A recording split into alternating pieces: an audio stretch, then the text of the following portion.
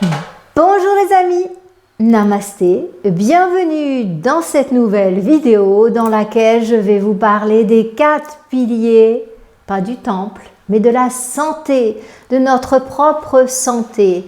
Si parfois vous passez par des périodes où vous êtes fatigué, où vous avez des douleurs qui apparaissent, où vous avez des moments de perte de sens, eh bien cette vidéo elle est pour vous parce que je vais vous donner quelques conseils pour prendre soin de votre corps, pour prendre soin de votre état intérieur et pour aussi ranimer la joie en vous. La joie de vivre, la joie dans votre corps, dans votre cellule, le fait de pétiller, d'être vivant.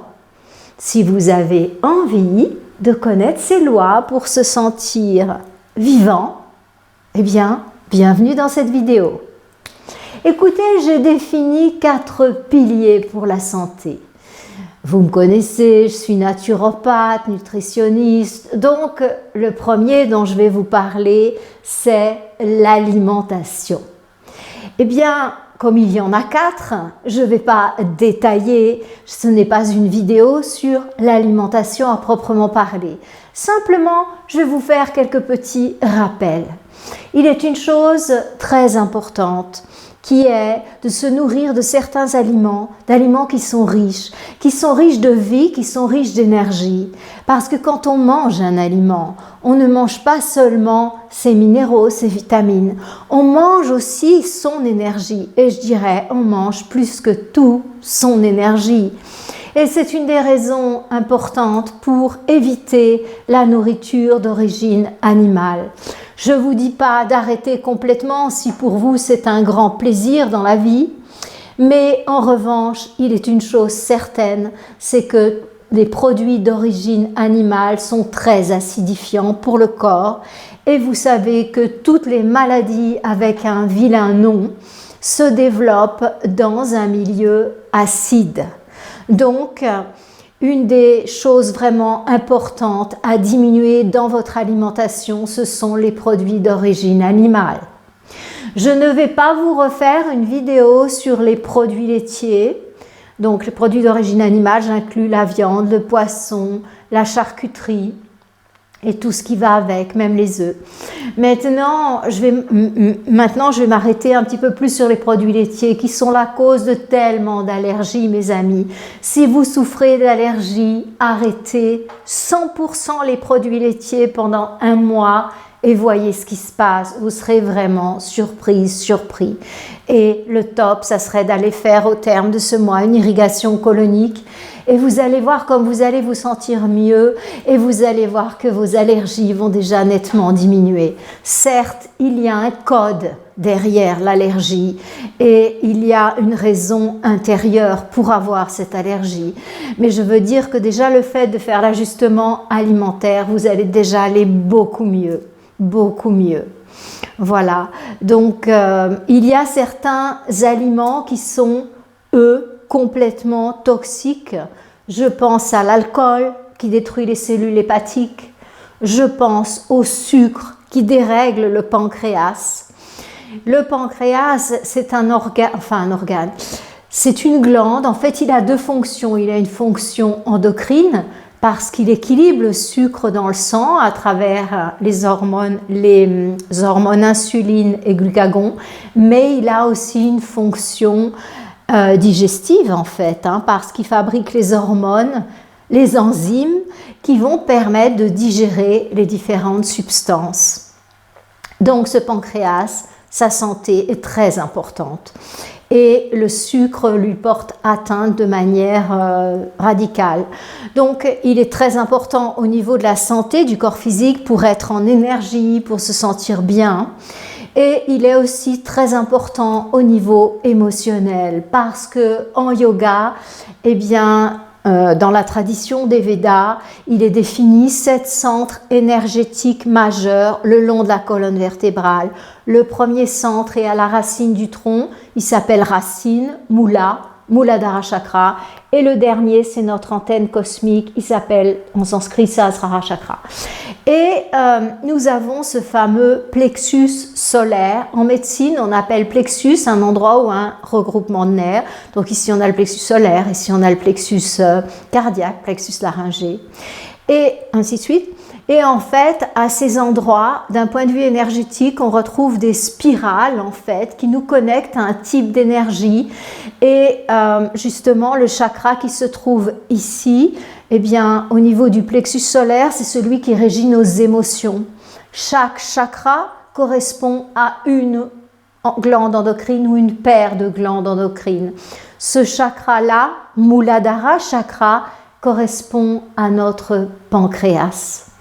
Donc, en fait, c'est le même centre qui régit vos émotions et votre appétit et le sucre sanguin. Voyez à quel point émotions et alimentation sont liées. Donc, lorsque je vous parle de faire un réglage alimentaire respectueux et bienveillant pour vous-même, eh bien, je vous parle aussi de faire un réglage émotionnel, puisque de toute façon, ce que vous mangez va inévitablement avoir un effet sur votre appareil digestif. Et vous le savez très bien, puisque lorsqu'on a une émotion forte, eh bien, on a tendance à manger. Et c'est très, très juste avec un certain niveau de lecture, et de manger quelque chose le plus lourd et mauvais possible, style du chocolat, style des frites avec de la mayonnaise, style des gâteaux bien lourds. Parce que comme ça, en fait, l'appareil digestif va tellement peiner pour digérer ça, que du coup, il ne va plus y avoir d'énergie pour nourrir l'émotion.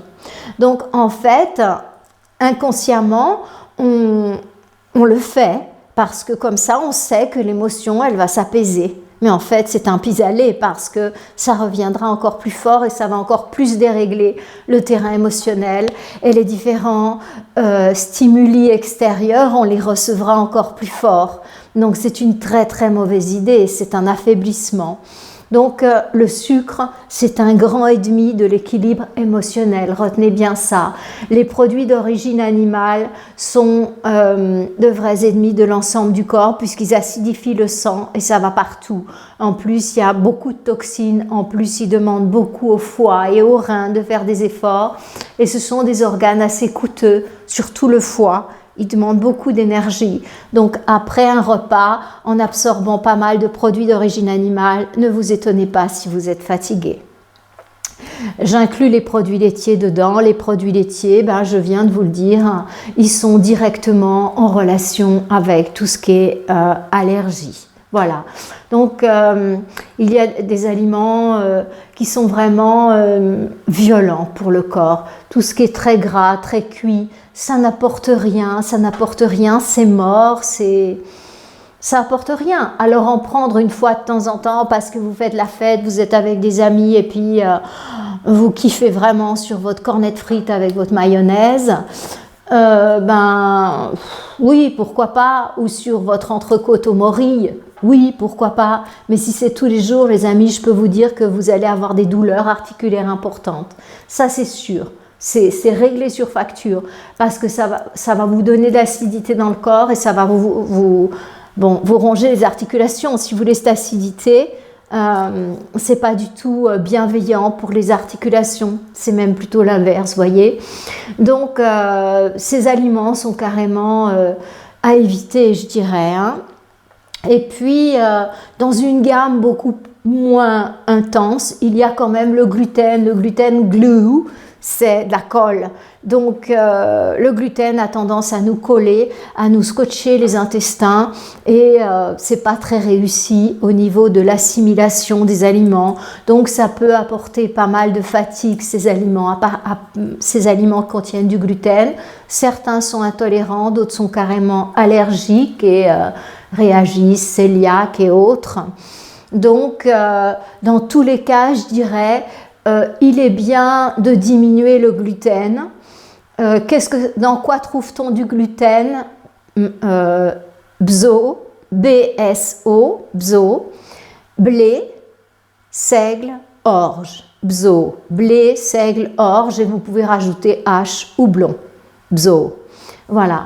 Donc pour vous en rappeler, vous rappelez de bzo, blé, seigle, orge, houblon. Et j'entends déjà certains d'entre vous me dire « Ah, mais non, il y a aussi l'avoine. » Non, non, non, les amis, il n'y a pas de gluten dans l'avoine, vous pouvez en manger. Mais pourquoi ils ne mettent pas le label sans gluten sur les produits à base d'avoine? Eh bien, parce que pour avoir le label sans gluten, il faut qu'il soit cuit dans des moules qui n'ont pas touché de la farine de blé. Il faut qu'il soit moulu dans des moulins où il n'y a pas de blé. Voyez, donc c'est pour ce confort-là, en fait, en général, les fabricants de céréales du petit déjeuner ou de gâteaux, ils utilisent bien entendu les mêmes moulins pour moudre leur farine, les fabricants en tout cas, et puis eux utilisent très souvent les mêmes moules, les mêmes fours pour avoir pour l'avoine et le blé. Mais en réalité, l'avoine lui-même ne contient pas de gluten. Donc c'est juste cette histoire avec les cœliaques qui ne doivent absolument pas avoir eu de toucher de gluten, voyez, dans toute la chaîne. Donc c'est pour ça, sinon c'est plutôt un aliment sans gluten, donc il n'y a pas de souci avec ça. Voilà. Qu'est-ce que vous avez comme céréales sans gluten? Mon Dieu, il y en a plein. Ben, il y a justement l'avoine, il y a le millet, c'est délicieux, et c'est très bon pour les cheveux le millet. On fait des délicieuses galettes. Il y a le maïs, vous pouvez le manger sous tellement de formes. Quinoa, si je peux l'inclure dans les céréales. Il y a, et bien sûr, de tous les pays de l'Est, le sarrasin.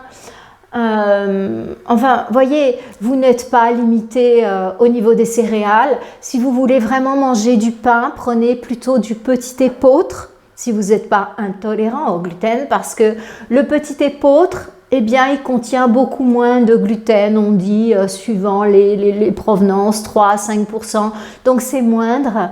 Et ça vous permet quand même de manger du pain de temps en temps et de ne pas avoir tout cet apport énorme de gluten. Voilà, c'était la petite parenthèse parce que ça fatigue, ce sont des aliments qui fatiguent. Et voyez, maintenant, beaucoup d'entre nous sont en train de remettre en question aussi carrément les céréales au sens large. Mais je ne vais pas rentrer dans ce niveau. Voilà, c'est vrai que les céréales, c'est pas le top, mais je ne vais pas aller jusqu'à ce niveau-là pour ne pas vous apeurer, mes amis, et pour vous donner vraiment des règles qui sont accessibles à tous. Donc, je dirais, pour avoir une lecture totalement positive des choses, qu'il est important de se nourrir un maximum de choses crues, parce que ce qui est cru est vivant et va nous apporter ce dont nous avons énormément besoin, ce que les yogis nous appelons le prana, l'énergie vitale, voyez. Donc quand vous mangez une carotte crue, eh bien elle va vous apporter beaucoup plus de vitamines, beaucoup plus de minéraux et du prana, en fait, des enzymes que ne vous apporteront pas la carotte cuite. Et en plus, elle est déshydratée. Parce que si vous pesez une carotte cuite et une carotte crue, la carotte cuite, elle pèse moins lourd parce qu'elle a perdu un petit peu de son eau. Et donc, je vous recommande vraiment mon livre, celui-ci, parce que c'est une véritable bible de l'alimentation saine et bienveillante pour vous et pour l'environnement. Et Alimentation du Nouveau Monde, Florence Lacaze. Alimentation du Nouveau Monde. Et c'est chez Lanor. Là, en fait, vous trouverez des tableaux. Il y en a un où je compare un aliment cuit et un aliment cru. Vous allez voir que c'est assez édifiant. Il perd à peu près 60%, 70% de ses vitamines. Non, de ses minéraux. Les vitamines, c'est pire. Parce qu'il y a des vitamines qui disparaissent complètement avec la cuisson. Ouais. Donc, on essaye de faire moindre mal en cuisant à la vapeur, certes, et c'est une très bonne idée. Si vous cuisez, la meilleure des cuissons, c'est la cuisson vapeur, et ça, sans aucun doute. En laissant vos légumes, d'ailleurs, c'est tellement meilleur al dente, comme disent les Italiens. Vous savez, un petit peu croquant comme ça, c'est bien meilleur et à la fois pour votre corps et à la fois pour votre santé. Pourquoi les aliments cuits sont meilleurs que les crus ? les aliments crus sont meilleurs que les cuits? Eh bien, je vous l'ai dit, parce qu'ils contiennent 3 fois plus de vitamines et de minéraux, parce qu'ils contiennent des enzymes. Les enzymes sont essentielles à la digestion et ils meurent à la cuisson. Ça, quel que soit le type de cuisson, ils meurent. Donc, ces enzymes sont essentielles pour pouvoir assimiler les différents nutriments.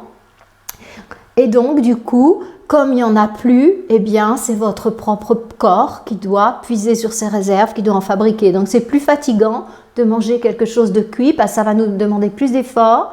Et aussi parce que y a moins de vitamines. Donc, du coup, c'est plus fatigant à tous les niveaux. Vous voyez, donc plus difficile à digérer, moins de vitamines, moins de minéraux. Et il n'y a pas de prana, il n'y a pas d'énergie vitale. Le truc, il est mort, quoi. Vous voyez, donc je ne vous dis pas de ne pas manger cuit parce que c'est un vrai besoin. On a besoin de chaud, on a besoin, voilà. Mais je dirais que plus vous pouvez augmenter votre quantité de cru et plus vous allez vous sentir vivant. Vous allez vous sentir bien. Et plus votre corps, il va être vraiment bien nourri en vitamines, en minéraux. Et moins vous allez le fatiguer, en fait. Il y a tout un principe de respect en fait de l'énergie du corps. Je vous donne un exemple. Avec la viande dont je vous ai parlé il y a un instant. Quand vous mangez de la viande, ce sont des protéines déjà toutes faites, toutes prêtes. C'est exactement comme un mur si vous voulez. C'est-à-dire que ce sont des briques déjà assemblées. Mais pour construire une maison, vous ne pouvez pas avoir des bouts de mur. Il vous faut des briques. C'est exactement la même chose avec le corps humain. C'est-à-dire que vous ne pouvez pas assimiler des protéines. Il ne sait pas faire le corps humain. Il doit casser ces protéines en molécules qui s'appellent des acides aminés. Et là, oui, il sait digérer les acides aminés. Et donc, en fait, quand vous mangez un morceau de viande, eh bien, vous mangez des protéines, mais ce n'est pas assimilable. Donc, ça va demander un travail au corps pour casser ces molécules, si vous voulez, pour en faire des acides aminés. Donc, des briques. Et avec ces briques, vous pouvez construire. Les protéines servent à construire, reconstruire, vous voyez. Donc, en fait, c'est un très mauvais calcul de prendre de la viande si on veut des acides aminés. Pour les sportifs, c'est un très mauvais calcul. Parce que pour cette transformation, les reins et le foie prennent cher. Voilà. Donc en fait, ça les fatigue et ils seraient beaucoup plus performants s'ils prenaient des protéines vertes. Et j'ai toute une partie dans ce livre qui décrit les différentes protéines vertes. Je dois dire que la plus grande source de protéines vertes, ce sont actuellement les légumineuses. Les légumineuses, elles sont au top de leur performance, bien sûr, lorsqu'elles sont germées, c'est sûr. Mais même les légumineuses cuites, c'est vraiment un aliment phare, en fait, dans un régime équilibré. Qu'est-ce que j'appelle des légumineuses? Les lentilles, les pois chiches, les haricots secs, les fèves et compagnie. Voyez, donc ça, ce sont de vrais aliments qui vont vous apporter des acides aminés et si vous faites du sport, eh ben, vous allez sentir vraiment la différence si vous passez des protéines rouges aux protéines vertes. Il n'y a pas photo. On a beaucoup plus d'endurance, on récupère beaucoup plus vite et on a tout autant de force. Donc, c'est vraiment gagnant-gagnant. Ouais. C'est juste, je pense que les gens qui continuent à manger de la viande à notre époque, alors qu'on sait à quel point c'est nocif pour le corps, eh bien, en fait, je pense que c'est par plaisir alimentaire. Voilà. Bon, ben, écoutez, on peut pas... Ça ne se discute pas, hein. Mais dire que la viande, c'est bon pour le corps, ça rend plus fort et tout, non, ça, c'est pas vrai. On a des tas d'études qui nous le prouvent maintenant. Il y a eu des tas de thèses de fait, enfin... Non, on sait que c'est pas bon pour le corps. Mais c'est un aliment comme le chocolat. En fait, le chocolat, tout le monde sait que c'est pas bon pour le corps. Et voyez la consommation de chocolat dans nos pays. Voilà. Donc, c'est un, comme disent les Américains, love substitute. Vous voyez, c'est un substitut à l'amour. En fait, c'est un substitut émotionnel. C'est quand on souffre au niveau émotionnel, c'est gras et c'est plein de cacao et de sucre. Donc banco pour le plexus solaire. Et c'est tellement difficile à digérer et ouf, que du coup, bien sûr, ça fait descendre le niveau d'émotion parce que là-dedans, ça panique et toute l'énergie doit être orientée pour digérer cet aliment qui n'a d'aliment que le nom en vérité. Voilà. Donc, désolé de vous enlever vos illusions sur le chocolat. Alors, vous allez me dire, oui, mais il contient du magnésium, il contient ci, il contient ça. Oui, mais dans les pires poisons, il y a aussi, il n'y a pas 100% de poison. Vous voyez, il y a aussi des substances qui pourraient être bonnes. Mais après, il faut faire la balance, comme on dit toujours, bénéfice-problème. Hein. Donc, oui, voilà. Donc, lui, le chocolat, sa balance, elle est vraiment très, très basse. Après, qu'on en mange parce que on en a besoin au niveau affectif et que ben, ça, je comprends et je respecte. Et si vous voulez le traiter, ben, allez voir quelqu'un qui va vous... soit en hypnose, soit en PNL, des techniques qui permettent de se libérer des addictions alimentaires assez facilement finalement. Maintenant, merci la thérapie brève, on a des techniques, on est efficace et on peut bien vous aider, soyez sans crainte. Donc, voilà pour les aliments. Donc, plus possible de crus, donc des fruits, des légumes, et puis éviter les aliments qui n'apportent rien, voire qui fatiguent le corps. Si vous ne voulez pas les arrêter, ça c'est à vous de voir. C'est à vous de voir votre relation avec l'aliment, avec votre émotionnel, où vous en êtes intérieurement. On se nourrit exactement comme on est intérieurement. Lorsque je vois l'assiette de quelqu'un, je peux vous dire comment il est intérieurement. Ces difficultés, c'est vraiment très... ça transpire, quoi. Ouais. L'état de son plexus solaire, l'état de son cœur, l'état de sa gorge même. La communication, oui. Donc, recherchons plutôt les fruits, les légumes et les super aliments comme les graines germées. Donc, il y a tout un chapitre dans mon livre sur les graines germées, je vous y renvoie, ce sont des super aliments. C'est le top. Avant, je recommandais toujours les algues. Je trouve les algues, c'est un super aliment, c'est génial, j'en donnais toujours aux femmes enceintes. Mais maintenant que la mer est de plus en plus polluée, j'ai un petit peu plus de difficulté à vous les recommander. Ouais, c'est ça. Donc, il y a aussi un super aliment, ce sont les lactofermentés. Ça, c'est vraiment le top du top. Et c'est très facile à faire vous-même. Hein. Donc, en, je sais pas, 5 minutes, vous faites votre choucroute. Et ça se garde des années. Et qu'est-ce que c'est l'avantage, par exemple, de la choucroute crue? Évidemment, sinon elle est cuite, elle n'a plus rien, la pauvre choucroute. Surtout que la vitamine C et la cuisson, ça ne fait pas très bon ménage. Donc, la choucroute, mes amis, elle va... Donc, c'est du chou fermenté, lacto-fermenté, mais vous pouvez en lacto-fermenter d'autres, hein, les carottes, les navettes, ce que vous voulez. Eh bien, les lacto-fermentés, par exemple, le chou vous apporte énormément de vitamine C, c'est un grand ami de l'hiver, et ça, ce sont des probiotiques naturels. Alors, vous voyez, tous ces aliments où ils nous rajoutent des probiotiques, ça vaut rien par rapport à la choucroute. Si vous voulez avoir une flore intestinale au top, mangez de la choucroute tous les jours au repas principal parce que le soir, il y a plein de vitamine C et du coup, ça agite certains, ça redonne de l'énergie, la vitamine C. Donc, c'est un petit peu plus compliqué de dormir, voyez. Mais vraiment, ça fait partie des aliments phares.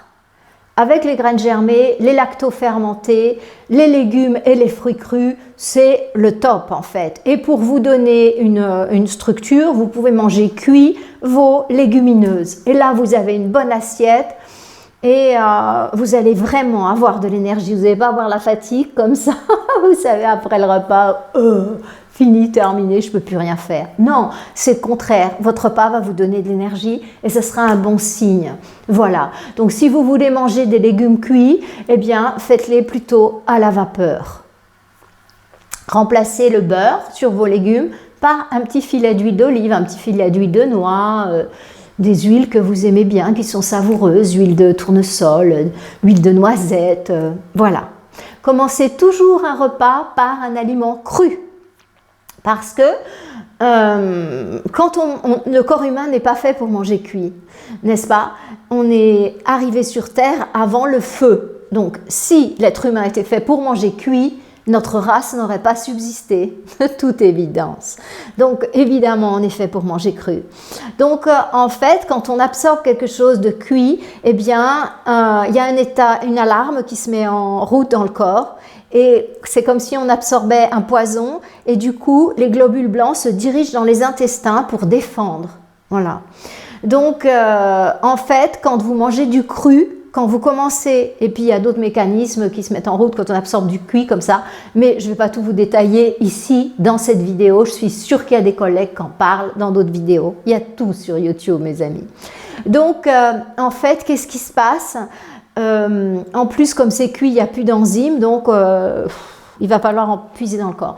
Mais qu'est-ce qui se passe? Si vous mangez quelque chose de cru en début de repas, des carottes râpées, une salade d'endive, une salade de rampon, ce que vous voulez en fait, mais cru, c'est super important parce que là, eh bien, votre corps se met en mode digestion et du coup, quand vous allez mettre le cuit, déjà il aura reçu des enzymes, des vitamines et des minéraux et en plus, eh bien, il ne va pas réagir en mode attaque. Donc, c'est super important de commencer toujours par du cru.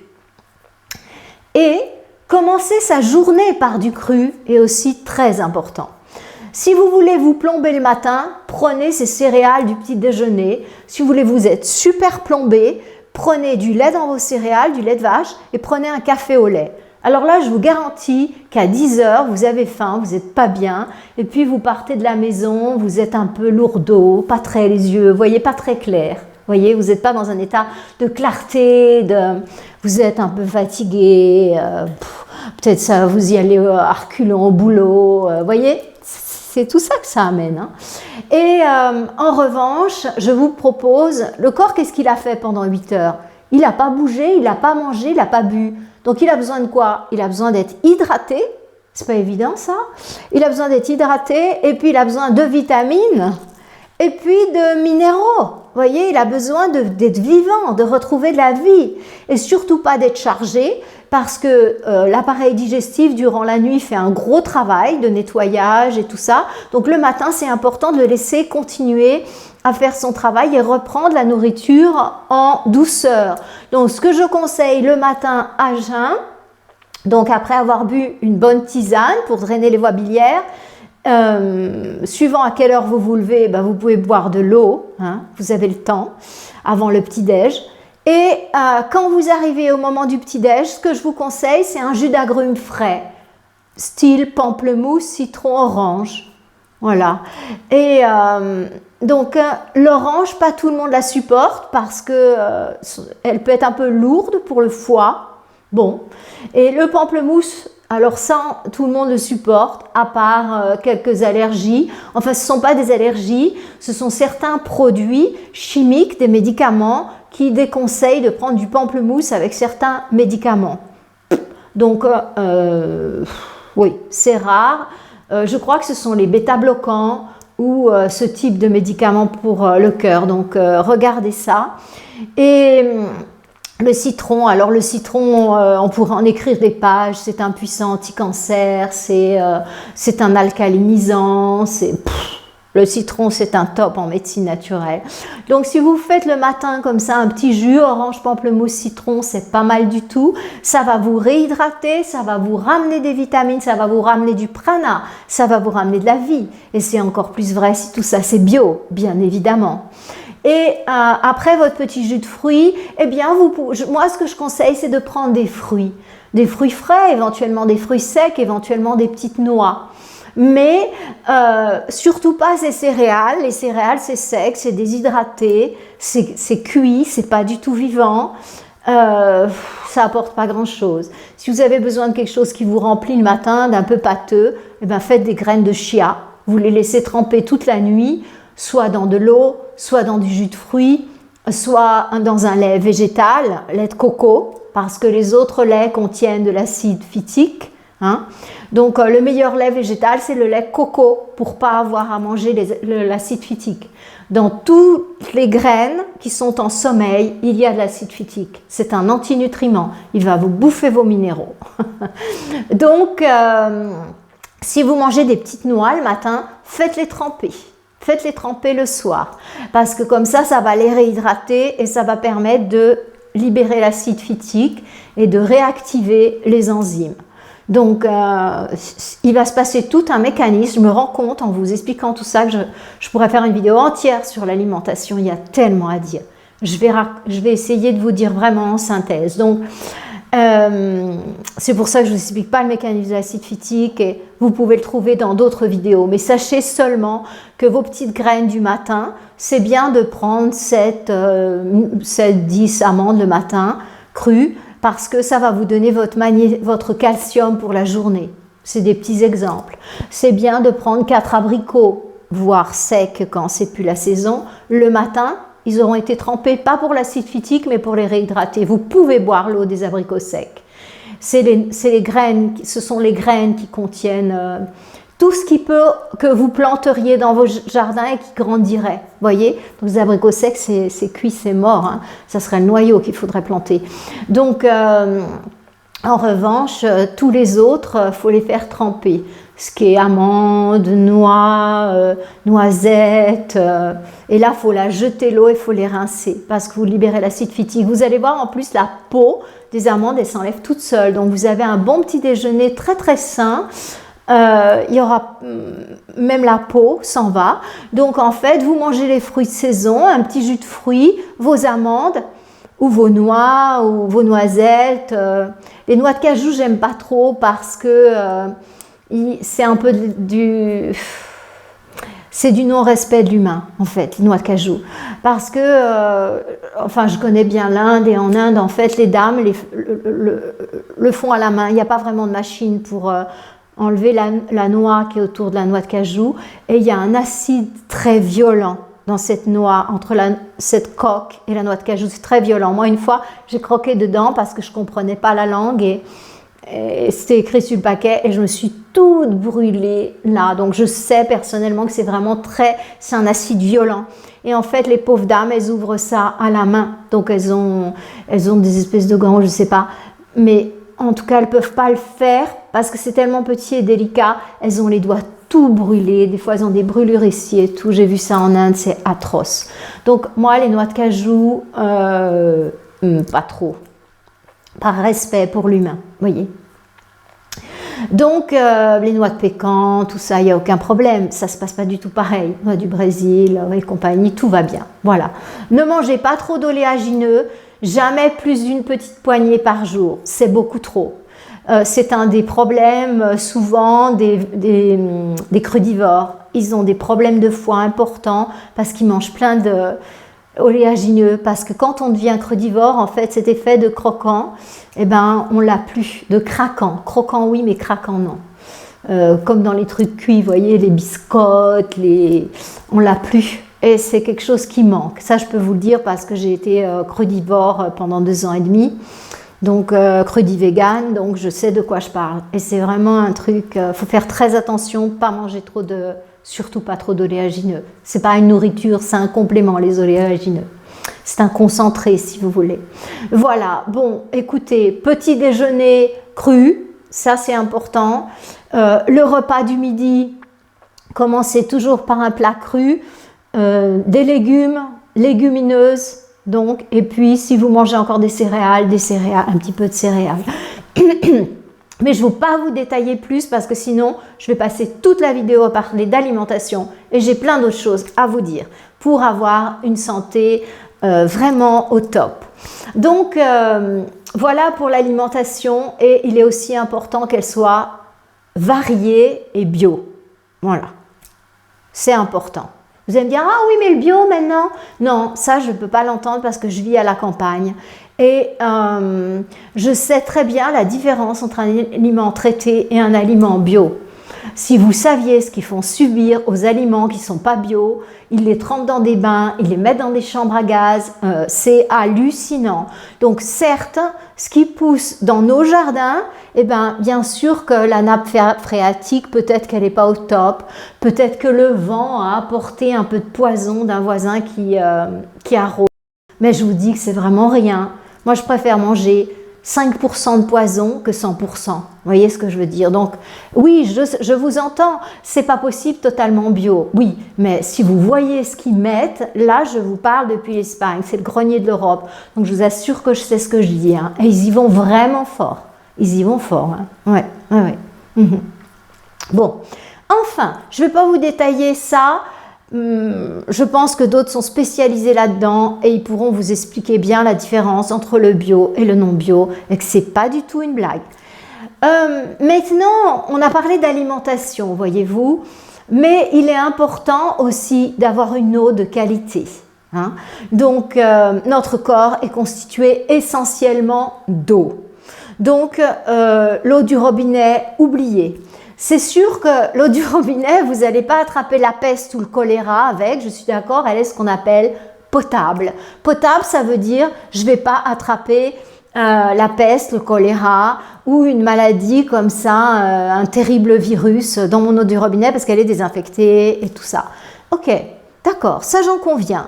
Mais elle contient tout ce qu'il faut pour la désinfecter et elle contient aussi tout un tas de résidus. Donc elle contient de l'aluminium, elle contient du mercure, elle contient l'empreinte des pilules, elle contient, donc vous étonnez pas pour la stérilité, elle contient l'empreinte des vaccins, de tout ce que vous voulez en fait. Certains diraient un petit peu une soupe quoi, voyez. Donc l'eau du robinet, surtout pas, je vous la déconseille vraiment. Allez chercher de l'eau de source. Il y a très souvent, sauf si on habite dans une immense ville, renseignez-vous, il y a forcément une source où vous pouvez aller remplir vos bouteilles. Et si vous êtes en centre-ville, achetez-vous une fontaine à osmose inverse, c'est le minimum. Il y a des fontaines au top qui réinforment l'eau et tout ça et tout ça. Oui, c'est vrai, mais je ne connais pas vos budgets, mes amis. Et je sais que la fontaine Eva, eh bien, pour 150, 200 €, vous allez avoir une eau de qualité où il n'y a plus que H2O. Donc, vous pouvez prendre l'eau du réseau, vous la passez dans votre fontaine Eva et voilà. Donc, si vous avez vraiment rien et vraiment des petits budgets, bah, achetez au moins une fontaine Brita, une petite cafetière, une petite... comment on dit, un petit filtre Brita comme ça, voilà. Mais vraiment, c'est pas un gros investissement, la Eva, et elle est nettement d'une qualité nettement supérieure, voilà. Après, il y a toutes les fontaines, bien sûr, qui réencodent l'eau, qui la dynamisent. Bon, voilà, je ne vais pas rentrer dans ce détail-là, mais il y a une chose qui est importante à savoir, c'est la qualité de votre eau. Les eaux en bouteille qu'on achète au supermarché, qui restent des mois, qui sont exposées au soleil, je vous les déconseille. Si vous achetez de l'eau en bouteille, achetez au moins de l'eau en bouteille des magasins bio. Et l'eau en bouteille, c'est vraiment pas écologique parce que vous polluez la planète avec tout ce plastique. Donc vraiment, ce qu'il vous faut à la maison, c'est une fontaine, c'est-à-dire un filtre si vous voulez. Je vous recommande le Brita, je n'ai aucun intérêt, ils ne savent même pas que j'en parle, sauf s'il y en a parmi eux qui viennent écouter ces vidéos. Mais vous voyez, je n'ai pas une si grande audience, donc je ne sais même pas. Voilà, donc pensez à avoir de l'eau de qualité, aliments de qualité, eau de qualité. Et maintenant, il y a une chose qui est essentielle quand je vous parle d'une bonne alimentation, ce sont les pauses alimentaires. C'est absolument capital. Si vous grignotez comme ça toute la journée, c'est vraiment pas bon pour votre appareil digestif. Un jour ou l'autre, il va lâcher. Donc, il est en permanence fatigué, il n'a pas de temps pour se régénérer. Et si en plus, vous avez la bonne idée de manger beaucoup le soir, alors là, c'est la cerise sur le gâteau. Vous étonnez pas si vous avez des migraines du foie. Ne vous étonnez pas si vous avez des problèmes de vésicule biliaire. Ne vous étonnez pas si vous vous réveillez avec une tête de bulldog le matin, tout gonflé. Ça, c'est pas étonnant. Et que votre peau, elle devient terne, elle tombe comme ça. Vous étonnez pas, ça c'est le tiercé gagnant pour accélérer le vieillissement. C'est manger toute la journée et puis manger un gros repas le soir. Ça, si vous voulez vieillir plus vite que les autres, vous allez gagner très vite. Ouais. Donc, il est très important de manger simplement pendant les repas. Donc, je note que beaucoup de personnes mangent 5 fois par jour, c'est-à-dire quelque chose de petit déjeuner. Même s'ils prennent un café avec du sucre, c'est déjà un aliment, parce que le sucre est un aliment, donc ça compte. Après, à 10 heures, en général, les gens, ils prennent, suivant les pays, en Suisse, c'est plutôt des fruits, en Espagne, c'est plutôt un sandwich, et en France, ça va plutôt être des viennoiseries. C'est ce que j'ai remarqué maintenant. Voilà. Et donc, ça fait une deuxième prise alimentaire. Le café avec le sucre, éventuellement le lait, éventuellement une petite tartine, machin. À 10 heures, suivant le pays, viennoiserie ou sandwich, ou voilà. Et à midi, en général, les personnes remangent. Donc, ça fait troisième prise alimentaire, entre midi et 2 heures, suivant les pays.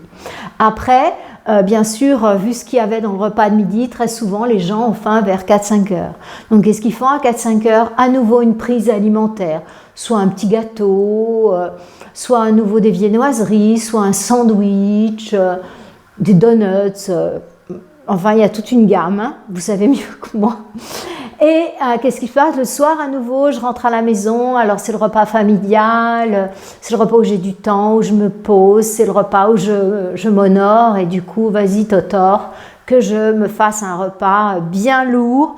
Et après, je me mets devant la télé, éventuellement avec quelques petits crackers ou des biscuits ou du chocolat. Hein. Et puis là, je regarde Netflix comme ça. Ouais. Et puis, je vais me coucher. Alors là, si vous voulez détruire votre appareil digestif, vieillir plus vite que les autres, vous réveiller fatigué, là, les amis, vous avez tiercé gagnant. Il n'y a aucun doute, c'est certain. En revanche, si vous souhaitez vous réveiller en pleine forme, rester jeune et en bonne santé, c'est pas ça qu'il faut faire. Il faut diminuer vos nombres de repas.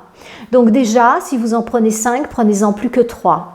Petit déjeuner, midi, soir. Pronto. Et si vous êtes déjà un peu plus avancé, supprimez le repas du soir. Parce que c'est le plus mauvais, en fait.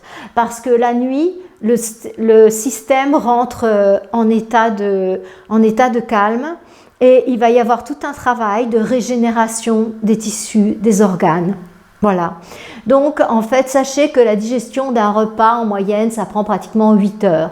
Donc, imaginez, si vous mangez vers 8 heures du soir, vous allez passer la majorité du temps à digérer, et particulièrement les moments où c'est l'heure pour la vésicule biliaire et le foie de se régénérer.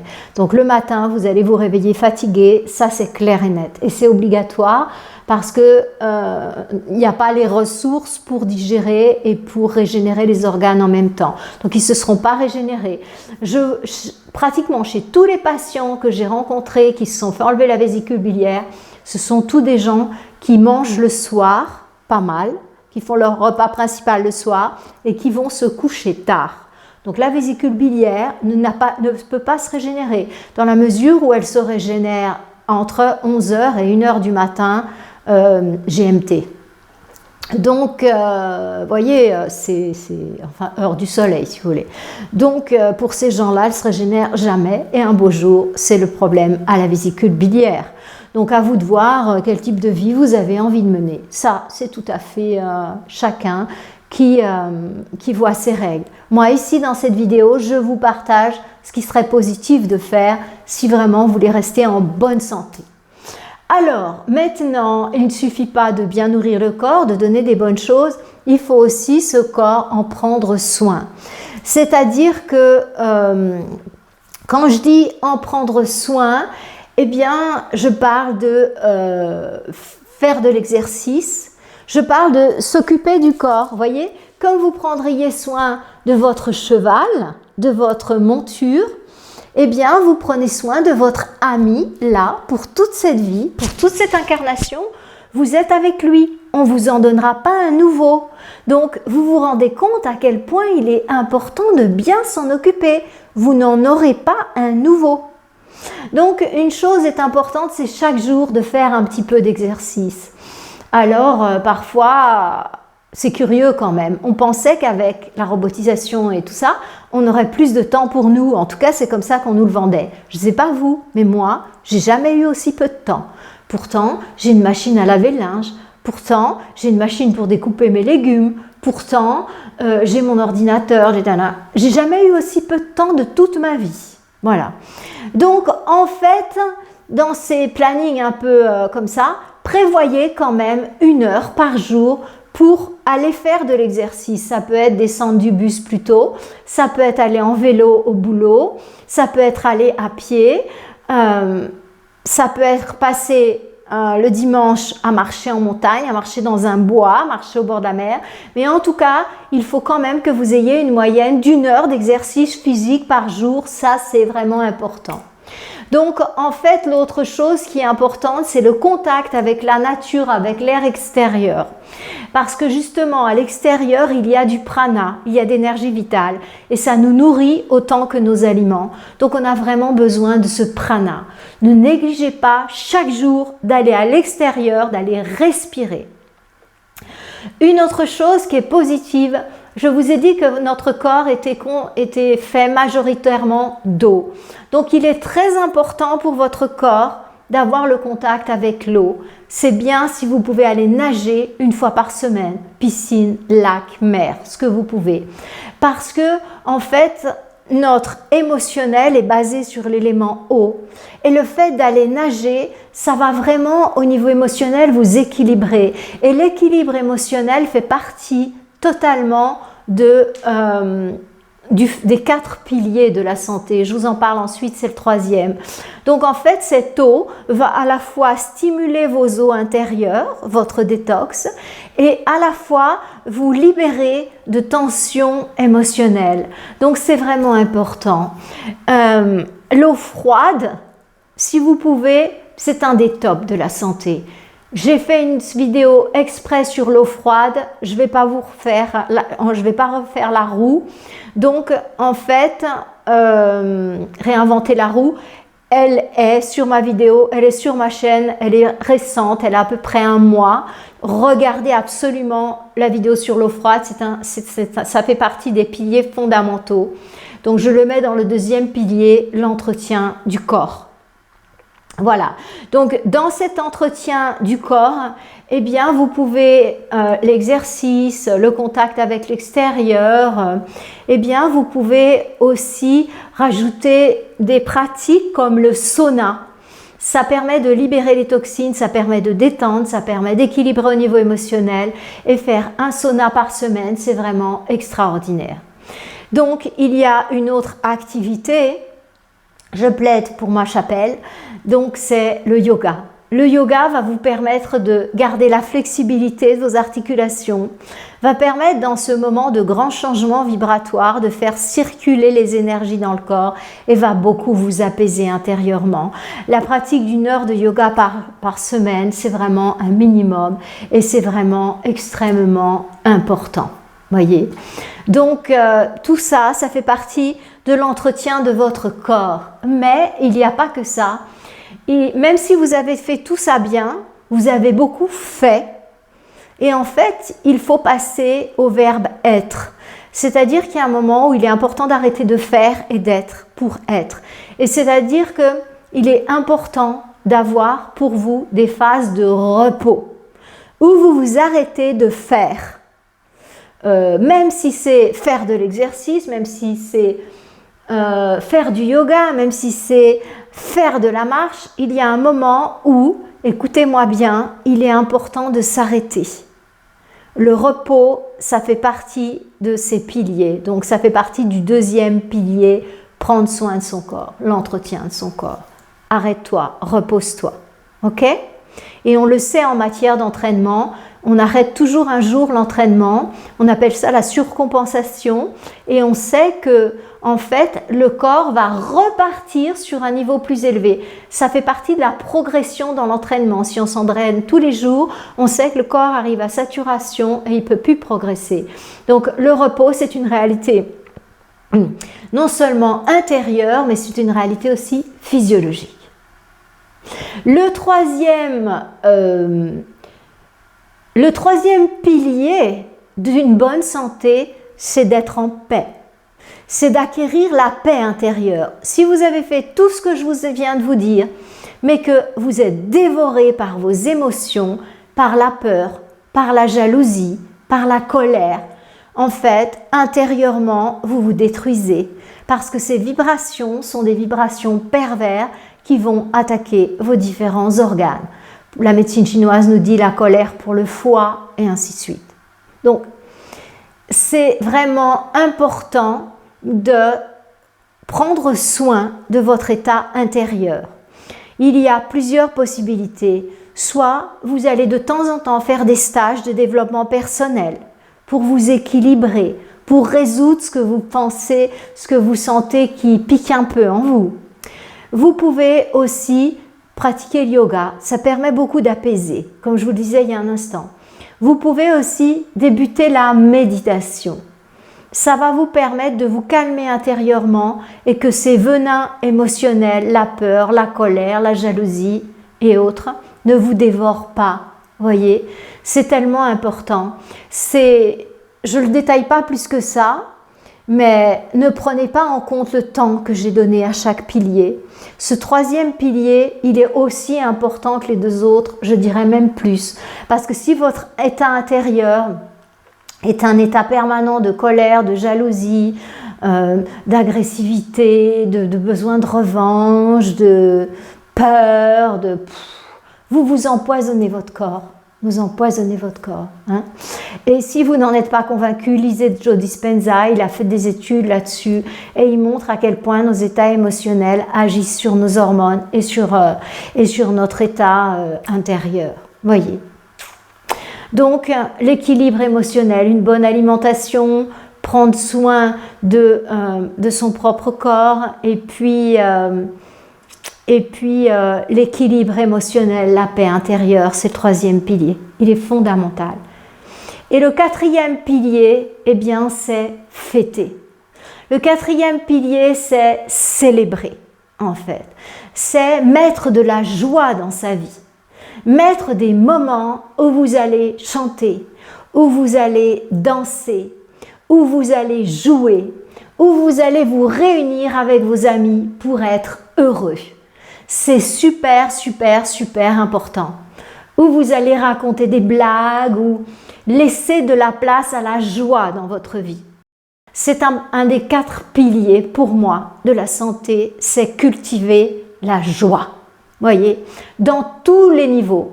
Alors certaines personnes sont coupées de leur joie et sont obligées de prendre des substances comme l'alcool, comme certains extasies pour se mettre dans des états comme ça. Mais non, c'est pas de ça dont je vous parle. C'est cette joie simple, cette joie que vous avez quand vous jouez avec votre enfant, quand vous jouez avec votre chien, quand vous plongez, quand vous skiez, quand vous regardez le sourire de votre femme, de votre mari. C'est cette joie toute simple dont je vous parle. Et c'est vraiment important. Et ça, c'est le 4e pilier, je l'ai appelé célébrer.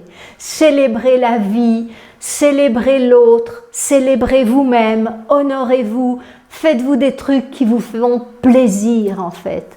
C'est super important. Vous n'êtes pas des bêtes de trait. Et d'ailleurs, je regrette qu'on les traite comme ça. Vous êtes des humains et vous avez le droit d'être heureux. Vous avez le droit de vous honorer. Vous avez le droit de prendre du plaisir. Alors, bien sûr, je vous recommande pas, je n'appelle pas plaisir se défoncer en buvant une bouteille de rhum tous les vendredis soirs, comme de plus en plus de jeunes le font. Enfin, ça c'est un exemple. Je parle ou bien à manger comme des cochons, à se faire exploser la panse et à être malade, bien évidemment, en gastro, la célèbre gastro. Le lendemain, non, je vous parle pas de ça. Je vous parle d'une vraie fête en fait, où il y a des aliments vivants, où il y a des aliments joyeux, où il y a des aliments colorés, délicieux, frais, voyez. Et où on boit, on va boire des jus frais, on va boire vraiment des choses qui font plaisir, qu'on a préparées maison. Moi je fais de la tisane, je fais de la menthe en fait. De la menthe, je mets quelques petites feuilles de stevia pour sucrer. Quand les gens viennent chez moi pour l'après-midi, tout ça, je leur donne toujours un petit coup de menthe comme ça. Ou parfois, je fais citron avec gingembre ou des jus d'orange, parce qu'ici, il y en a plein. Des jus de pamplemousse. Voilà, éventuellement l'été, à la saison, on a plein de grenades aussi. On peut faire des jus de grenade et tout. Donc... des jus d'ananas, soyez créatifs, c'est pas la peine de vous détruire avec de l'alcool. Vous allez voir, et même les gens qui sont habitués à manger de l'alcool, à boire de l'alcool, ils s'en rendent même pas compte en fait. Voilà. Donc vous pouvez fêter, mais fêter de manière positive, que c'est gagnant-gagnant. Vous êtes gagnant parce que vous êtes heureux, vous kiffez la vie. Et puis votre corps, il est gagnant parce que finalement, oui, c'est vrai, j'ai mangé plus que d'habitude. C'est vrai, je me suis tapé une sacrée quantité de houmous, de guacamole ou, je sais pas, de tourte aux légumes ou de gratin, de je sais pas quoi. Mais il y a moindre mal parce que tout ça, finalement, ça va se digérer assez facilement et je ne vais pas tomber dans les allergies, dans les ci, dans les ça. Et je vais pouvoir conserver ma qualité de vie et je vais pouvoir conserver ma joie. Parce que célébrer, eh bien, célébrer, c'est se rendre heureux. C'est pas demain avoir mal à la tête, puis arriver à bouger, puis arriver à marcher, avoir cette fameuse gastro qui vient après les fêtes, après ces repas si violents. Non, c'est gagnant-gagnant. Je fais des trucs délicieux, je fais goûter à des gens des choses vraiment délicieuses. Et voilà, au lieu de faire des bonnes petites tomates farcies comme dans le temps avec de la viande, eh ben, je vais les farcir avec des végétaux, avec du riz, avec des poivrons, et les gens vont se régaler au moins autant. Et comme ça sera différent, ils vont dire « Ah, c'est sympa, c'est chouette ». Voyez, comme ça, c'est ça que j'appelle la fête, c'est gagnant-gagnant en fait. C'est pas s'abîmer son corps, voyez. Vous pouvez aussi aller marcher en montagne avec des amis, vous pouvez aller vous baigner, vous pouvez jouer avec les enfants, organiser des jeux. Ils sont toujours sur les ordinateurs, ces pauvres gamins, devant les vidéos, mais faites-les jouer, organisez-leur des trucs où il va y avoir une joie partagée. Voilà mes amis, terminons sur une note de joie. Ça nous appartient en tant qu'humains. Si vous n'avez pas ri aujourd'hui, si vous n'avez pas souri, c'est pas une bonne journée. Alors, essayez de retrouver le sourire, même regardez une vidéo marrante, faites quelque chose pour pouvoir avoir votre rire. Pour moi, le rire, ça fait partie de la journée, ça fait partie de la santé. Voilà, c'est un aliment pour moi, le rire, c'est un aliment de base. Et oui, vous allez dire, peut-être que je suis bizarre, hein, mais c'est comme ça. Je suis convaincue que le rire est un aliment de base. Oui, oui, oui. Et j'adore les gens qui font rire. C'est une des grandes qualités que je reconnais à l'humain. Les amis, sur ces bonnes paroles, allez-y, on y va. Les 4 piliers, je prends soin de mon alimentation, je prends soin de mon corps, je prends soin de mon état émotionnel et je célèbre. Et vous allez voir comme vous allez vous sentir mieux dans votre corps. Et vous allez voir que vous allez vous réveiller, vous allez avoir la banane, comme on dit. Et puis vous allez voir que votre corps, au lieu d'être gling-gling, eh ben, vos douleurs, mystérieusement, vont disparaître. C'est tellement plus sympa de vivre dans un corps léger, souple, en bonne santé. Ne vous refusez pas ce cadeau. Allez, c'est parti pour votre cadeau. Honorez-vous, soyez heureux. Je vous souhaite une lumineuse semaine et je vous dis très probablement à la semaine prochaine. Podcast, vidéo, je ne sais pas encore. Je vous embrasse, je vous souhaite le meilleur ainsi qu'à votre famille et surtout, soyez heureux et riez. Namasté. Bonne semaine à toutes et à tous.